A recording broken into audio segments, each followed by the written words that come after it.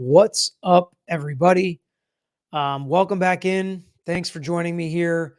It's one of the biggest dilemmas that I've had since starting the channel because by far the most requested topic over the last few days and maybe week is Riley Strain and what's going on and why is it taking so long and is law enforcement handling this appropriately? Should the family get lawyers involved? How could a lawyer help the situation or even hurt the situation, depending on how you look at it? And as you guys know, I'm not a journalist. I don't break news. I'm not a reporter, nothing like that. I'm a lawyer. We talk about the legal angles and aspects and answer questions and explain how this stuff works from a legal point of view.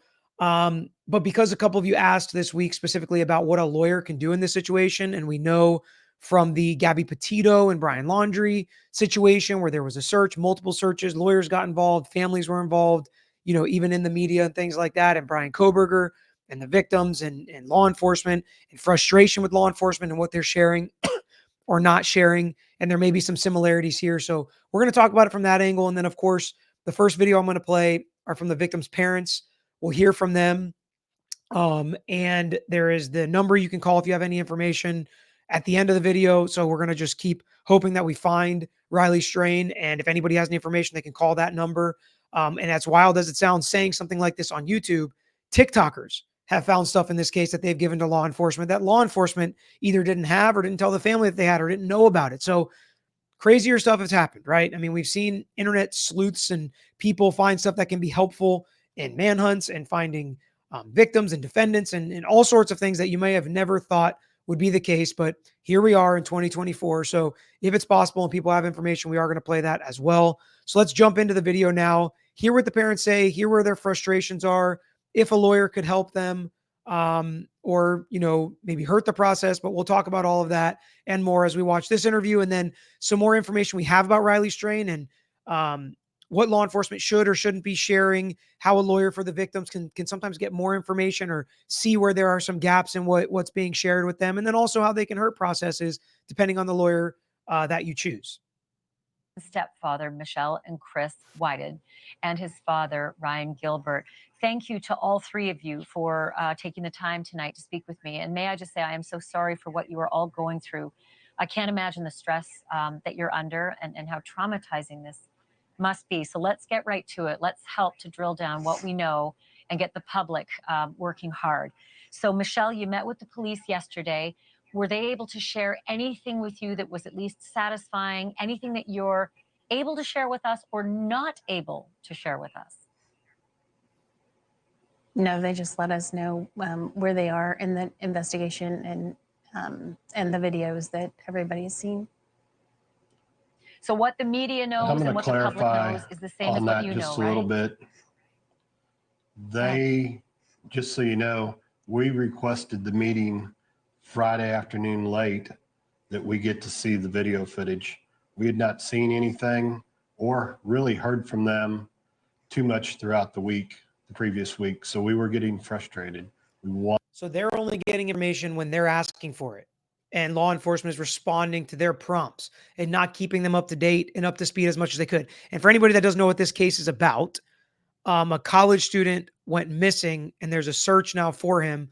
And information continues to trickle out. The second video we're going to watch gives more of an overview and a breakdown of what's going on. We're going to skip through some of it and some of the, guesswork and analysis that's going on because, we don't necessarily know. People filling holes right now are just people kind of guessing and all hoping for the best at this point. But it'll be more of an interview or an overview, kind of the second half of the video. But this is his family, his parents, his mom, stepdad, and dad here all in the interview together, talking about what law enforcement is telling them, how confident they are in law enforcement in their search for their son. Wanted to see what they had. So it's not like this was one of those deals. It came up after we called them to tell them that the TikTokers had found the debit card because they didn't know that it had been found, supposedly. Yes, you heard that right.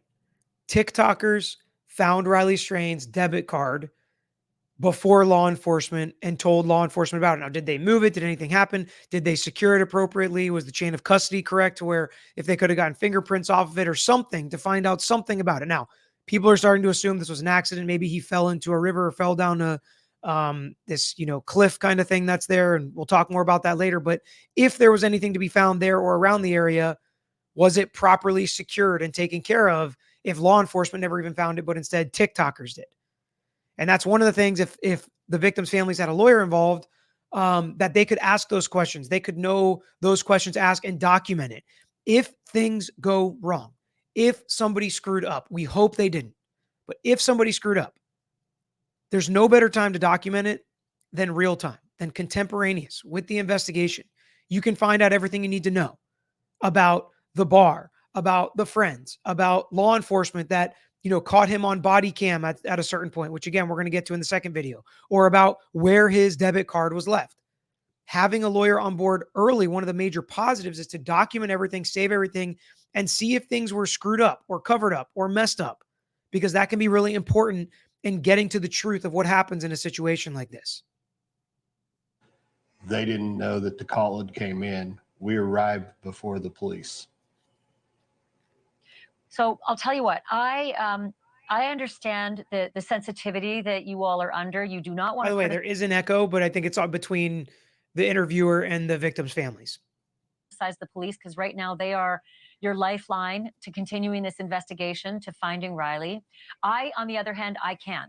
And I am steaming mad that I interviewed a woman who works with the homeless who says she could have sworn she saw that shirt on a homeless man who was acting in an unusual way, had an unusual behavior, and that he had a bike, which is not normal, didn't ask for food, which is not normal, and that the shirt was perfectly clean underneath his dirty hoodie. And she has not been questioned, even as of today when we checked back with her. So, Chris, I'll just ask you if you were able to talk to the police about this, if they mentioned anything about it, if they've just... So some things that were pointed out there by the interviewer, she says, I know you guys can't be ticked off at the police, but I can. Okay. So she's kind of standing in the middle between them, calling out law enforcement, telling them they need to do more, they need to do better. Well, that's also something a lawyer can do in a little bit of a different way than an interviewer or a news anchor, in that they can be a little bit more demanding and forceful with law enforcement than the victim's family can. They can say things in a certain way that puts appropriate pressure on law enforcement to get the job done or find answers without threatening them or being rude or being nasty or, flying off the handle, because lawyers can handle it professionally, especially if you have lawyers that were former, there's some former law enforcement that are lawyers, but what I was going with was state attorneys and U.S. attorneys that have worked on that side of the law, that have good relationship with law enforcement. That can really go a long way. Having the lawyer pressure them a little bit more, or ask them more questions, like we saw in the Koberger situation with those victims, that can help sometimes, but it can also backfire. If you have a lawyer that law enforcement doesn't like, or goes too strong, or makes too many threats, they may cut off all communication, because there's not a lot of rules that force certain communications between law enforcement and victims. So lawyers, and getting the right lawyer and wading that water appropriately, can sometimes put appropriate pressure on law enforcement to get the job done, while also requesting more information to keep the family comfortable. Because if anybody thinks that something's going on that's wrong or nefarious or a cover-up, what helps dispel those notions and dispel those accusations is more information, more transparency. Tell the parents what you found. Tell them what's going on. Show them you're working on the case. Don't let them show up to a spot where, people are calling in the tip line and saying they found this, or this is where they found it, and the parents get there before law enforcement. Do your job, do it the best that you can, and do everything you can to find this kid. I mean, that's really what the parents are asking for at this point. And as a lawyer that would represent the victims in this situation, that's what the lawyer would do, is really push law enforcement to do the best job they can, not making accusations, not making their job harder, but just imploring on them the importance of this to the family and to the community, really. Even though he's not from the community, but the safety in the community is really important as well. Discounted it in any way, and why? And she's saying she interviewed somebody that saw somebody that had information with this shirt, and she's shocked law enforcement hasn't talked to him yet. They have not mentioned that to us at all. We are aware of that. We've heard the same comment. We've also heard multiple people that have tried to call Crime Stoppers and leave tips and been told they don't know anything about a Riley Strain case. So lots of confusion. So again, and she talks about it at the end, the tip line might not be the best thing, but at this point, I think it's the only thing we can really offer, and hope that they're handling it appropriately, because if they're not, again, and I hate to even like think down this line, but that's what lawyers do. They think of all the different scenarios and what could happen and what would you do if this happened, and be ready for anything and be adaptable. But if he could have been found, but the tip line was so screwed up that stuff wasn't getting to law enforcement, and there was information coming through there that they find out later on recorded calls that law enforcement never got, that maybe they would have been able to find him sooner. And then the worst happens when we find him days from now or something, or even hours from now, whenever it may be. If they could have done something with the information they had that was appropriately called through the tip line and they dropped the ball, then the parents have every right to be frustrated and mad and even make accusations against law enforcement if they did drop the ball and not do what they're supposed to do, which is why it's so important that people follow proper protocol and procedure. And as annoying as lawyers are, and as miserable as lawyers can be sometimes, that's one of their greatest strengths, is to force people to follow the rules, follow procedure, follow protocol. Because if you don't, they're going to hammer you for it. We're struggling. We're 10 days in, it's Yeah, I can imagine. And I'll tell you what, like I said, I can criticize the police. I agree that you guys just have to keep your heads up and work with them. But Ryan, I will also say this, to have TikTokers who volunteered to look for Riley, find that bank card in what looked like a homeless mess of discarded clothing and junk on the riverbed, made me really angry, because I feel like it was right in the vicinity where Riley's phone pinged, and that there should have been a grid search done. This was found days and days after perhaps it should have been. Ryan, are they saying anything about that card and about the fact that it was TikTokers, not the police, that found it? And it's just so hard, the fact that it was found days and days later, amidst, other stuff that may have been had by homeless people or whatever it may be. It's so hard to tell how it got there, how long it's been there. Did somebody pick it up and bring it there? Did somebody pick it up and try to use it and bring it there?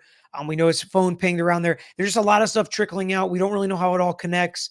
We're hoping that the police are putting this together to try to figure out where he was. But a lawyer, again, that's just focused on the victims and their families, I'm calling him victim. Maybe that's not even the right word. On the missing person and his family, because there's no crime here that we know of or that's been accused. So victim is probably the wrong word, but instead the missing person who can help their interests specifically and their families, putting this all together in a timeline, trying to track things, trying to basically be an investigator, work with an investigator, try to work with law enforcement to keep the ball rolling, to keep the steam going so that it doesn't just die down and people forget about this, because the news cycle can be very short. And they don't want people to forget about this. It's very similar to the Gabby Petito situation. Keep the pressure on, keep the fire lit until we find the missing person. No, there hadn't necessarily been anything said about that. One would assume that since it was found in the vicinity of his last known whereabouts, that should have been canvassed pretty good. I think it just shines light on the B- job that the police force may be doing. And it shines light on the B- job that the police force might be doing. And here's kind of the diagram, and they're pinpointing everything where they found it, final phone ping. And then you can see the bank card very close by. This doesn't look like a huge area. This red line where he walked, or where they know he walked from the bar he was at, Luke's 32 Bridge, all the way to where the bank card was found. That at the very least, over 10 days, they'd be able to cover most of that ground. And that's not unreasonable to think. And again, a lawyer that's handled a lot of cases like this, in situations like this, would be able to tell the parents that what you're asking for is not unreasonable, because they don't want to be frustrating the process. They don't want to be making law enforcement's job harder. And that's where a lawyer can come in and advise early in the case. Lawyers can come in as early as something goes wrong. They can represent missing persons families. They can represent victims and their families. They can represent criminal defendants before they ever get charged, before an investigation even starts. When they start to feel like someone's breathing down their neck, the earlier lawyers get involved, the more effect they can really have on the process, positively and negatively sometimes. following through and being detailed on this case. I know they're overwhelmed, but it was at the location, It's maddening. It's absolutely maddening that a member of the public who just wanted to help was able to find a critical piece of evidence, that had the police done a grid search in that exact same area, might very well have seen it too.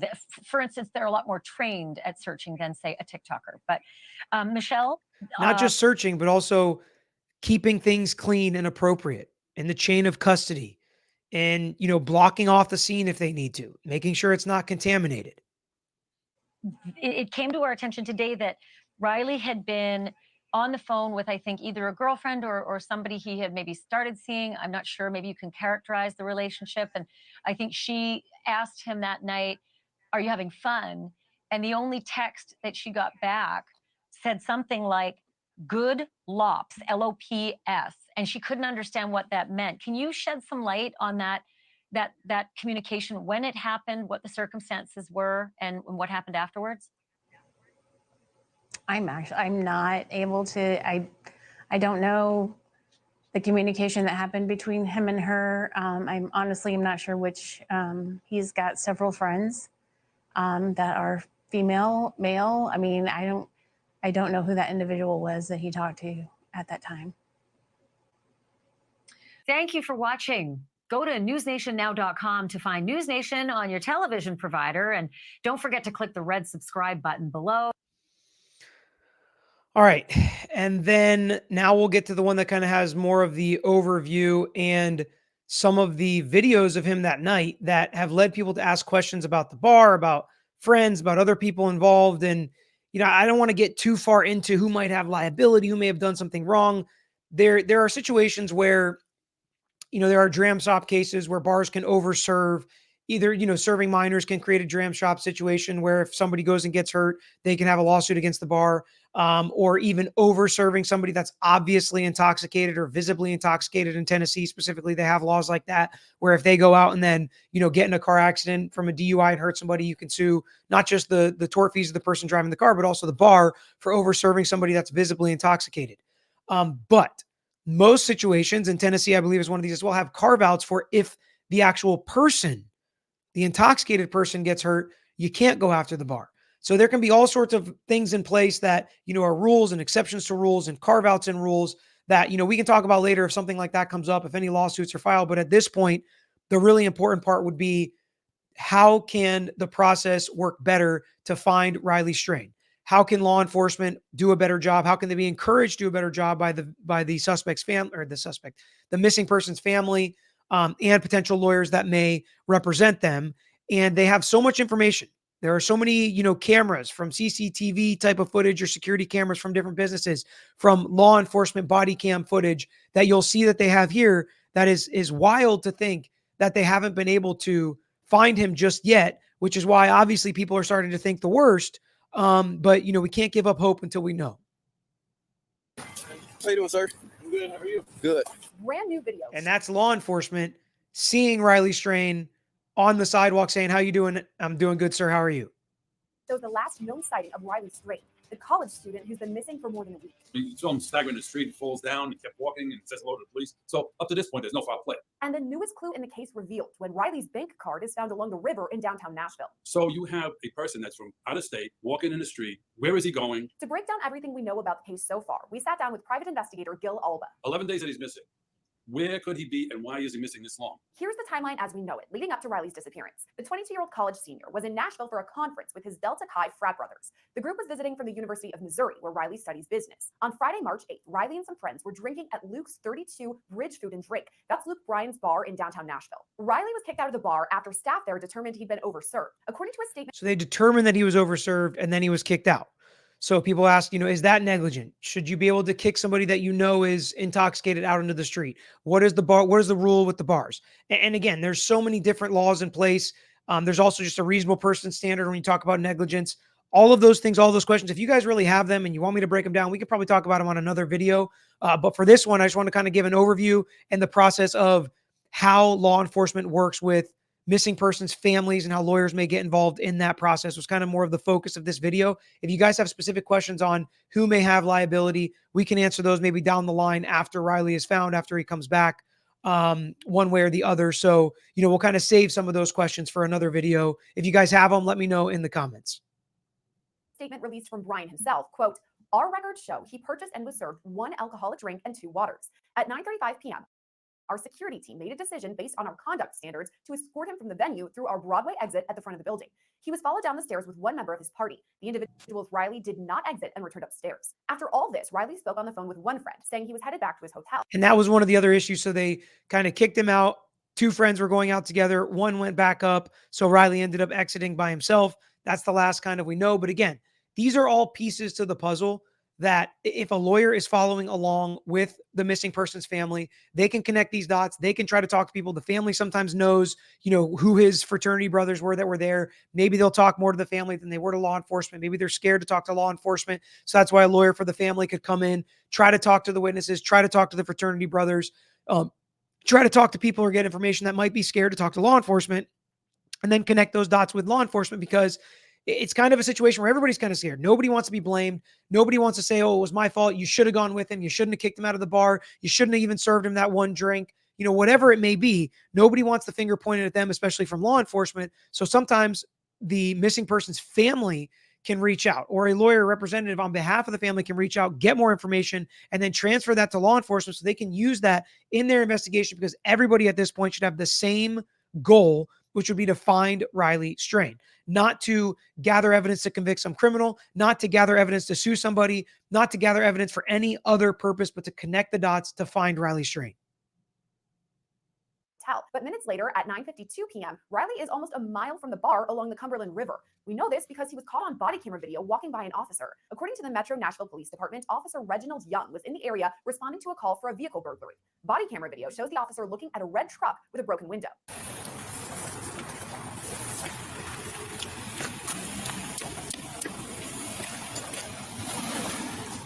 About 14 seconds into the video, we see Riley, who has a brief exchange with the officer. How you doing, sir? I'm good. How are you? Good. According to Alba, Riley seemed normal in that video. They saw that body camera. His demeanor was like a regular person walking there and saying hello. He's on camera for just seconds, but it was definitely him. So where is he going and what is he doing and what is he thinking? So you definitely have to keep searching all over. You can't stop searching for him. On top of the body camera video, surveillance video caught Riley on cam after he was kicked out of the bar. The first video shows Riley walking alone down the street. Riley appears to be stumbling along as he walks. In a separate I'm gonna slow this down, because some people did send me these clips saying, it looks visibly intoxicated, whatever that may be. As it comes to what the bar was doing, why they kicked him out, did they serve him after seeing him like this? Those kinds of questions. So it wasn't just out of left field. It was because a lot of this footage has come out, and there's so many different details and points that you can plot with his phone pinging, with the bank card, and with these videos, that it just seems wild to think that this many days have gone by and they haven't found him, and they really don't seem to be any closer as far as the family is reporting. And if they are closer, why aren't they telling the family? Street. Riley appears to be stumbling along as he walks. In a separate video, Riley can be he then lays on the ground and appears to struggle standing up before he walks away. Yet another video shows Riley apparently disoriented when he stumbles onto the curb after crossing the street. Up next, he stops walking, turns in a complete circle, and then stumbles off again. According to former CIA officer and FBI agent Tracy Walder. So listen, a lot of us that went to college have seen situations like this, been in situations like this, whatever, had friends going through stuff like this. And it's not so unusual that somebody would go out to a bar and get drunk. Now, that their friends would leave them alone, or they would be wandering a city they've never been in before, that's where it can get kind of scary. And that's where, things can go wrong. And that's where a lot of people's minds are going here when they're connecting all the dots of knowing what happened earlier in the night, and then later on seeing, exactly what happened with him, as we see through the security camera footage. His banking card ended up alongside the river without any sign of Riley himself. And a lot of people are starting to think, did he end up in the river? Questions like that. And they're trying to figure out exactly why the bank card was there. How far have police searched in the river? What will they find? What are they likely to find? Those kinds of questions. And why is it taking so long? Would we expect them not to be able to find him in that river? All of those kinds of questions are happening now. He was in an unknown area. There was a steep kind of drop off that goes to the river where his bank card was found. And so those are all the dots that are being connected now by law enforcement. And really, at the end of the day, what the family wants, number one, is obviously to find Riley. But number two, they want information. They want transparency. They want to be kept up to date. They want to know what's going on. They want to know you're working on it. They want to know you care as law enforcement. And a lot of times lawyers can say that, right? Because they can have conversations with the family, then they can have conversations with law enforcement, kind of be the in-between, the mediator, so to speak, and say, tell us what you're doing. The family just wants to know that you guys are working on it. And when you talk to the family, say they're doing everything they possibly can. Look, they did this, they did that, they did that. They talked to the TikToker, they talked to the person that was interviewed. It came up that the person that was interviewed, it was a different person, or, they were just trying to get on TV. If that's the case, just let the family know so they know what's going on. And a lot of times lawyers can grease the wheels, so to say, and keep things moving and keep people upbeat and positive and optimistic versus, thinking the worst. And you can only imagine where families' minds wander in times like this, because lawyers pretty much get involved during the worst of times, especially these kinds of lawyers. So their job is to try to deal with it, try to make the process go appropriately, and make sure everybody plays by the rules in every sort of situation. So I really think that's all I can add to this situation at this point until something happens. If you guys have more questions, let me know in the comments. If you want to hear more about this case, hit that like button and subscribe to our channel if you haven't already, because we're going to continue to break it down. If legal things or lawyers get involved or charges get filed or lawsuits get filed or things like that, then maybe we'll have more to talk about. But really, as far as it goes at this point, I think that's really all I can add. I don't want to guess. I don't want to talk about who done it or, speculate on what happened, because, I don't really know. All I know is lawyers can force people to play by the rules. They can get the information. They can keep the parents up to date, and they can let law enforcement know about the concerns of the parents appropriately, and let law enforcement know what the parents would like or expect, or what they want out of this situation, and whether or not that is appropriate. And those requests are appropriate and normal and exactly what law enforcement should be doing. So hopefully you guys found this somewhat helpful or learned something in today's video. If you do, if you did, let me know in the comments so we can continue the conversation. But for now, that's all I've got. Until next time, I'm out of here. Thanks for watching another episode of The Lawyer You Know. If you enjoyed the episode, please hit the thumbs up and share with your friends who may be interested here on YouTube. And don't forget to subscribe. You can also follow us on Instagram, Twitter, Facebook, and TikTok. And don't forget to check out the Lawyer You Know podcast with new seasons dropping every quarter. If you have a case you want to talk to us about, if it's a personal injury case, wrongful death, catastrophic injury, car accident, or slip and fall case, please email us at lawyeryouknow@gmail.com. And of course, all these links I just mentioned are included in the description below on this episode and every episode. So until next time, this is Peter Tragos, The Lawyer You Know.